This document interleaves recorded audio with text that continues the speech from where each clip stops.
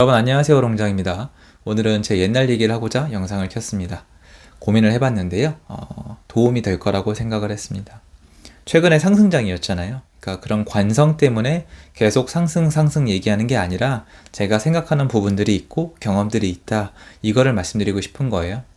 제가 부동산에 처음 투자한 지 벌써 10년이 넘었어요. 참 굉장히 시간이 빠른데요. 저는 그 전에는 주식 투자를 했습니다. 그 전부터 돈을 모았고 다 노동소득이었죠. 그리고 돈은 쓰지 않았어요. 돈을 썼던 기억이 별로 없어요. 거의 그대로 다 모았습니다.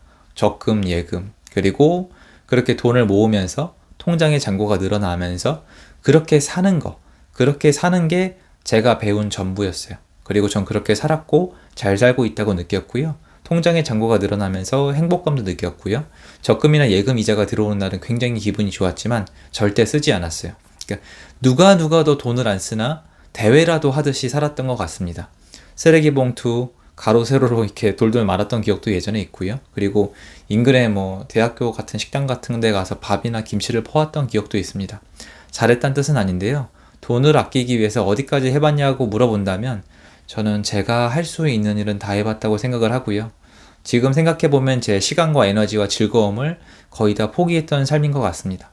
돈을 쓰는 것 자체에 대해서 알러지 반응이 있었던 것 같고 그런 저임에도 불구하고 친구로 남아줬던 사람들에게 지금도 감사를 표할 정도로 소비를 하지 않았었어요. 그렇게 모은 돈으로 주식 투자를 했었는데요. 이게 처음에 하필이면 잘 됐어요. 초심자의 행운이요. 그래서 굉장히 괴리감을 느꼈죠. 나는 죽어라 일을 해서 벌어서 모아서 이렇게 돈을 모을 수가 있는데 주식을 하니까 돈이 쉽게 벌리는구나.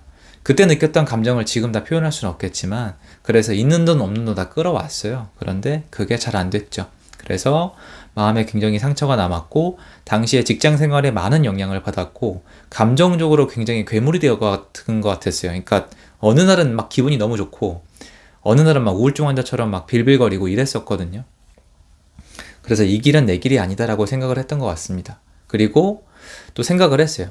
제가 왜 그렇게까지 재테크 쪽이나 돈을 불리는 데 관심이 있었냐면은 제가 좀 꿈이 있었는데 저는 주거에 대한 욕심은 없었어요. 옷에 대한 욕심도 없었고 아무것도 없었어요.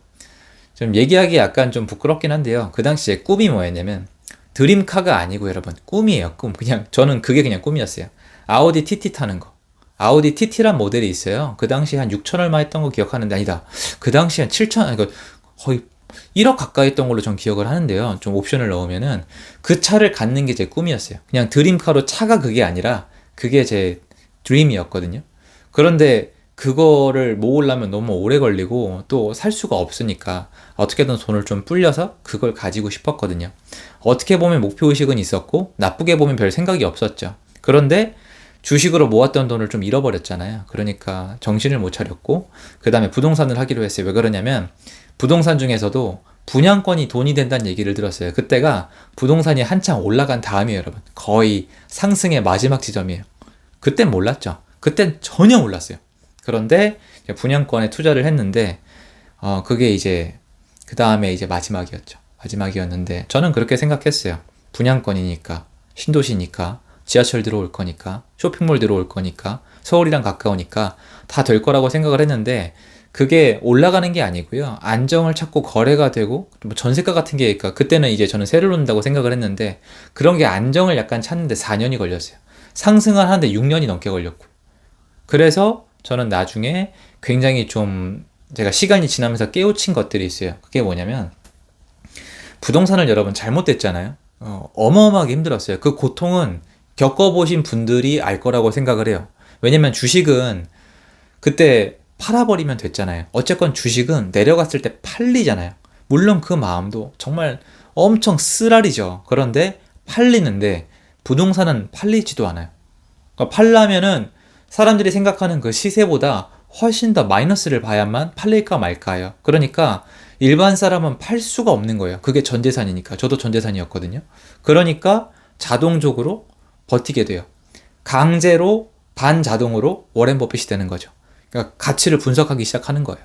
그래서 시간을 흘러보내면서 뭐가 잘못됐는지 앞으로 어떻게 해야 될지 고민을 되게 많이 했는데 왜 고민할 수밖에 없었냐면 주식은 물론 주식으로 돈을 번 분들이 많고 대단하다고 생각을 하는데 주식은 꼴배기 싫으니까 팔아치우고 끝냈잖아요. 원래는 주식도 꾸준히 했으면 어떻게 됐을지 모르겠는데 그 당시에 제가 결론을 내린 건 내가 그릇이 안 된다 했어요. 안 되더라고요. 너무 고통스럽고.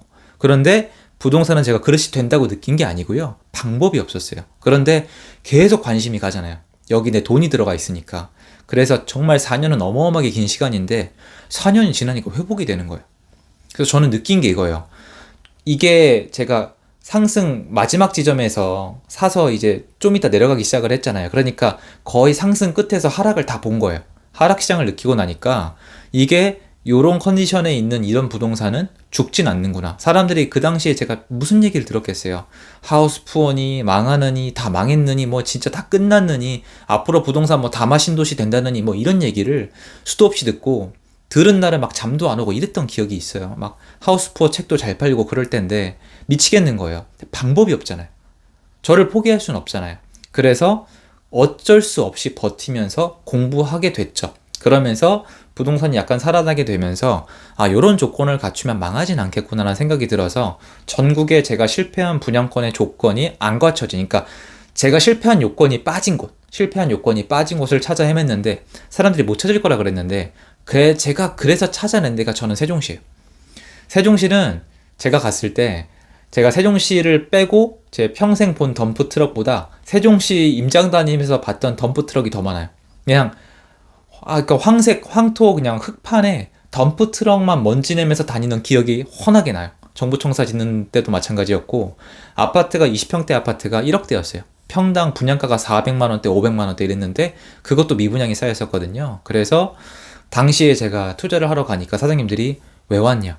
괜찮겠냐? 난 책임 못 진다. 이런 얘기를 꼭 하셨었어요. 왜냐면 거긴 신규 사장님들이 많았었거든요.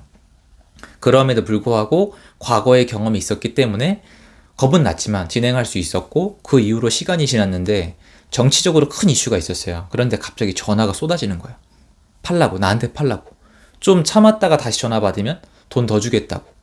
돈을 이렇게 쉽게 막 부르나? 그래서 팔아보니까 진짜 그 가격에 사가시고 이러면서 신세계를 경험을 하면서 이 자산시장이 정말 온도차가 있고 돈이 되기도 하고 잃을 수도 있는 곳이구나. 그런데 부동산은 사람들 얘기와는 달리 끝나진 않는구나.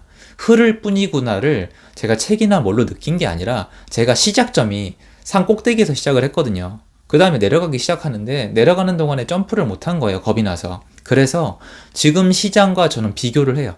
그 당시에 제가 만약에 여러분 전세가율, 그러니까 매매 가격에 비해서 전세가가 얼마나 비싼지 전세가율을 비교하는 방법을 알았으면은 전 분양권 투자 절대 안 했을 거예요, 여러분. 왜냐면 그 당시에 강남의 전세가율이 30%대였어요. 쉽게 설명드리면 강남의 아파트가 10억이면 전세가 3억 된 거예요. 그런데 전세 매물이 있고 전세 대출이 됐어요. 그럼 집을 누가 사요? 전세로 가지. 그렇게 수요를 다른 쪽으로 소화를 해주는 시장이었고, 그리고 제가 분양권 투자를 어떻게 했겠어요? 2기 신도시 발표하고 본 분양 막 들어갈 때요. 그러니까 앞으로 공급이 예측돼 있던 때예요. 공급이 계속 있을 그럴 때예요. 공급 있고 전세가율 낮은데 아무 생각 없이 이미 인기 때문에 부풀어 있는 분양가에 손을 댔다가 망한 거예요. 그러니까 그런 건 앞으로 하면 안 되겠다 생각을 했고, 그때에 비해서 지금 시기가 안 좋잖아요. 지금 부동산 사장님들 정말 부정적으로 말씀하시거든요. 근데 지금은 예전에 그 조건 요소들이 아직 없어요, 여러분. 전 그래서 지금 이렇게 대처를 하는 거예요. 제 경험과 일치하는 시장의 하락을 만들 수 있는 요소들이 갖춰져 있으면 저도 다르게 반응을 하겠지만 전 지금은 그걸 못 느끼거든요. 전세가율이나 아니면 신규 공급이나, 물론 수요 공급을 떠나서 거래 자체가 없기 때문에 시장이 굉장히 위축되어 있긴 하지만 제가 옛날에 겪었던 최악의 상황과는 다르고 그때보다는 훨씬 나아요. 그때는 지금처럼 뭐 거래가 없다, 일부 단지 몇몇 거래가 있게 됐다가 아니라 그냥 떨어졌어요. 쭉 떨어져요, 여러분. 그리고 투자자들이 와서 그것도 사가면서 이렇게 시세가 돼버려요. 그냥 당연한 거예요. 그러니까 던지고 싶은 사람은 던질 수가 있는데 지금은 그 현상이 참 약하죠. 그래서 하반기 시장을 지켜보는 건데 상승장에 젖어서 상승하는 게 아니라 계속 그렇게 봐요. 왜냐면 저는 이 시장이 무섭다는 걸 너무나 잘 알고 있거든요. 그래서 저는 진지할 수밖에 없어요. 그리고 지금 제가 시행착오를 겪고 있거든요. 저는 이번 시장 작년 말부터 올해 초까지 상반기까지 오버슈팅을 했기 때문에 그 대가를 철저하게 치르고 있지만, 그럼에도 불구하고 과거의 제 경험과 공부 내용을 통해서 지금 시장은 이렇게 생각하고 있다라는 결론을 내고 있어서 별 액션 없이 잘 버티고 있는 거예요. 그래서 여러분들이, 저도 예전에 좋게 출발 못했어요. 재테크한 거 다 망했거든요. 그런데 살아남아서 이게 시장이 끝이 있는 게 아니라 흐름이 있는 거니까 공부를 해서 나에게 올 때 흐름을 받으면 된다라고 생각을 하고 살아남으시면은 기회가 한두 번은 오거든요. 안 올 수도 있겠지만 그 기회를 제대로 이용한다면은 굉장히 많은 걸 얻을 수가 있어요. 왜냐면 제가 노동소득이랑 이걸 비교해 봤는데 문제가 있을 정도로 차이가 커요. 제가 시행착오가 큰 이유도 앞에 이 시장이 폭이 크기 때문이거든요. 하지만 전 그래도 과거의 경험과 이 학습 내용을 통해서 지금 그대로 버티고 있고 하반기 시장에 대응을 하고 있는 거거든요.